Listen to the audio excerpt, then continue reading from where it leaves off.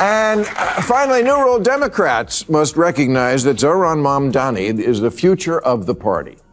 Unfortunately, it's the Republican Party. Get it? And if you missed his victory speech in last week's mayoral election in New York, don't worry. You'll see it in every attack ad for the next 2 years. Now, Mamdani seems like a nice guy, and I congratulate him on an extraordinary political achievement. Bill Maher just cracked down on Zohran Mamdani and the Democrats on his recent podcast. But this breakdown was brutal, and he didn't hold back. Maher isn't mocking Mamdani, the man. He's mocking the delusion that this guy represents anything other than a gift to Donald Trump's media machine. But before going deep, if you like such breakdowns with short commentary, then take 2 seconds to subscribe to our channel. Now buckle up, because this breakdown is going to be extra spicy. Well, it turns out we don't really have to flip a coin. We have the evidence. In 2024, 13 Democrats won in districts Trump also won. All moderates. This isn't rocket science. All the left-leaning think tanks have done autopsies on 2024, and they all came up with the same message: move to the center. Even the New York Times, which did so much to promote woke politics, now says the partisans are wrong. Moving to the center is the way to win. And Democrats should recognize the party moved too far left on social issues after Obama left office. Gosh, if only someone had been saying that all along. 13 Democrats won Trump districts in 2024. All moderates, not one socialist among them. So when Mamdani's team insists he's the future, they're not reading the data, they're reading their group chat. And the real problem isn't policy, it's identity. They don't want a better country, they want a different one. Open borders, defund the police, government grocery stores. And Maher knows the ending. Voters hear that and run, screaming into J.D. Vance's arms. Calls for completely open borders. They're for what Biden was doing, but more. You think you're going to win an election on that? This just seems like more extremism at a time when Americans are begging both parties, please, could just one of you act normal?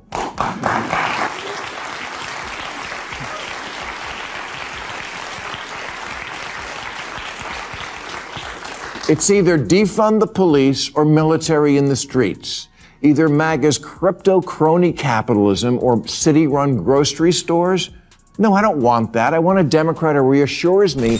Maher isn't being cruel. He's being mathematical. We've already seen an experiment in real life.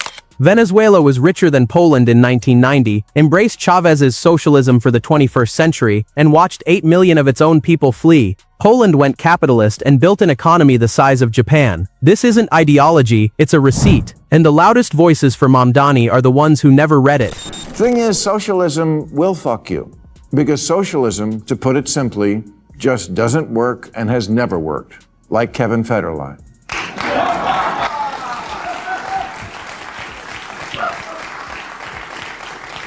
I know the kids think that stuff that happened before their appearance on the planet didn't really happen, but it did.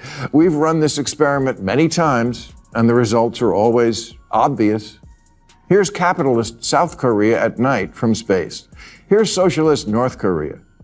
Yeah. In 1990, Venezuela was wealthier than Poland.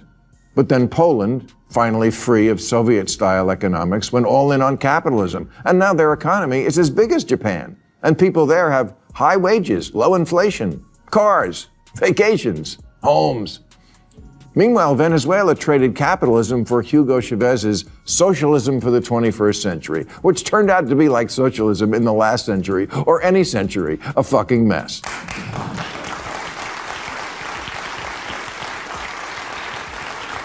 That's the real story. North Korea drowning in darkness while South Korea burns with light. Maher just hands you the visual proof and lets it sit there. Because the kids cheering for socialism today think history started the day they downloaded TikTok.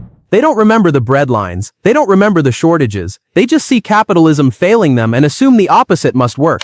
And that's where Mamdani's whole pitch collapses. He's selling a fantasy that's been tested in real countries with real people, and it has failed every single time. But receipts don't matter when the slogan feels good.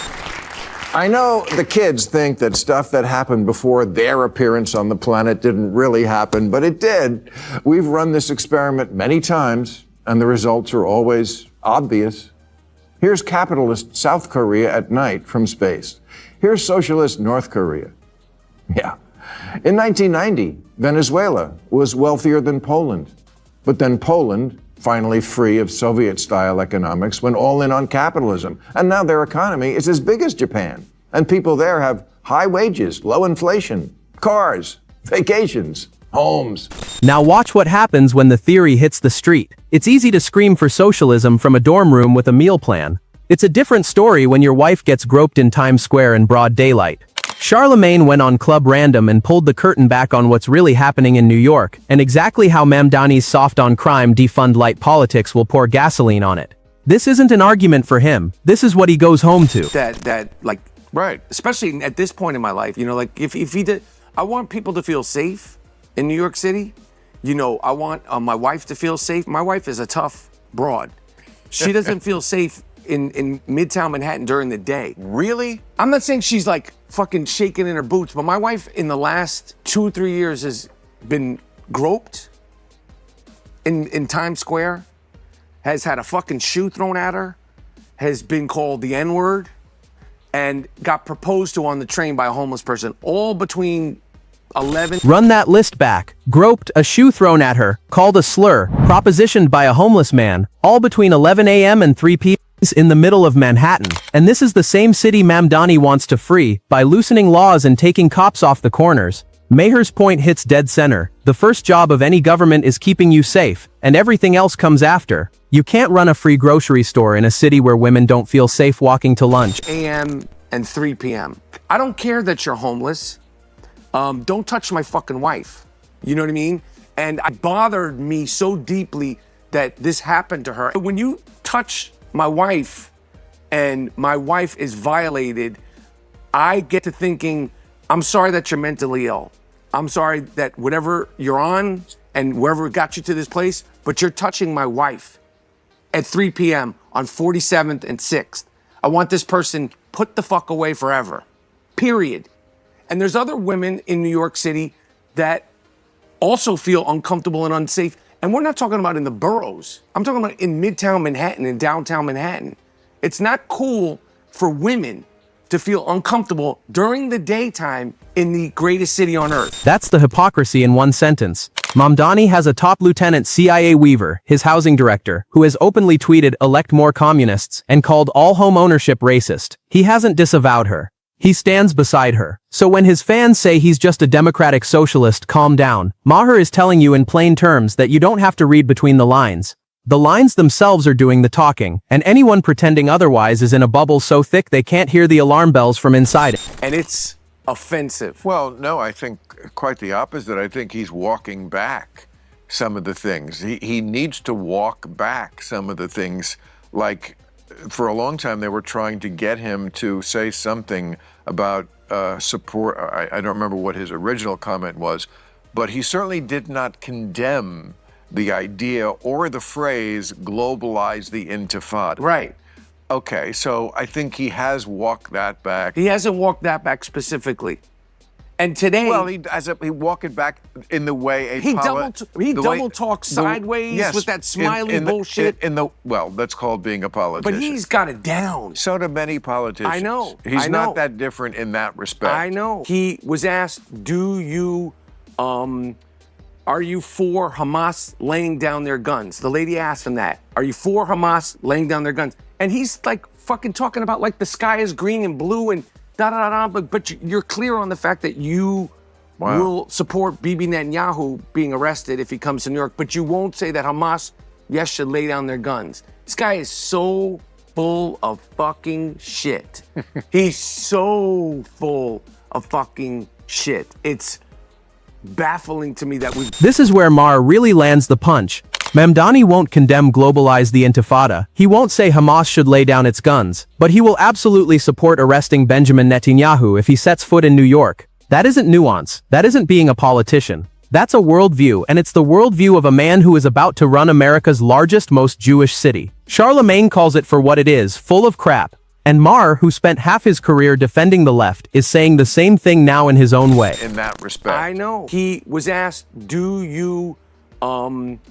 are you for Hamas laying down their guns? The lady asked him that. Are you for Hamas laying down their guns? And he's like fucking talking about like the sky is green and blue and da-da-da-da, but you're clear on the fact that you will support Bibi Netanyahu being arrested if he comes to New York, but you won't say that Hamas, yes, should lay down their guns. This guy is so full of fucking shit. The DSA convention in 2025 demanded a negative COVID test, replaced clapping with jazz hands, and banned anyone wearing aggressive scents. This is the political world Mamdani was born into and never walked away from.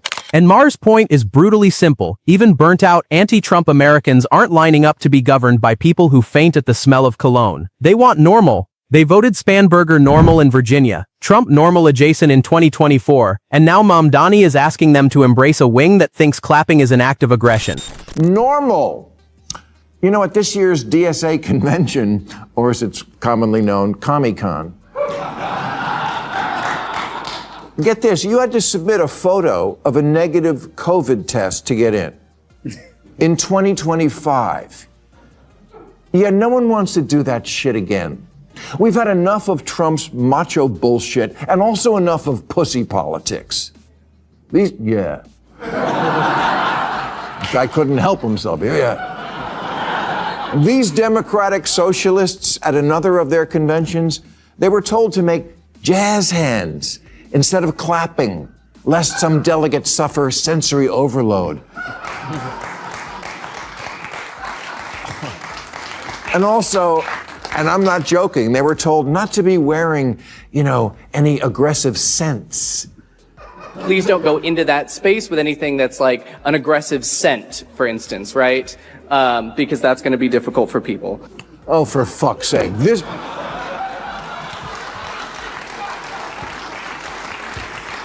Really?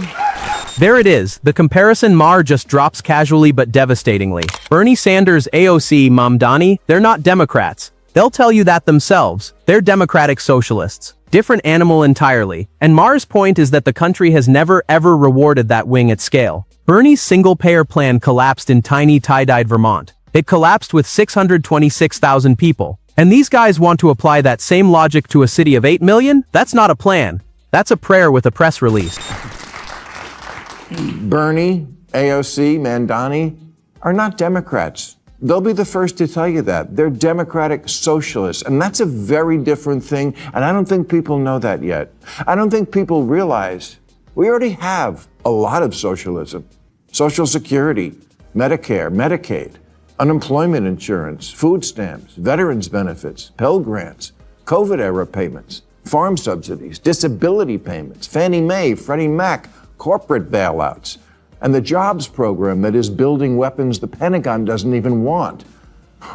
All that is socialism, much of it appropriate to soften the edges of capitalism, but the DSA are radicals about this concept, and radical economic policy is always ineluctably married to radical social policy.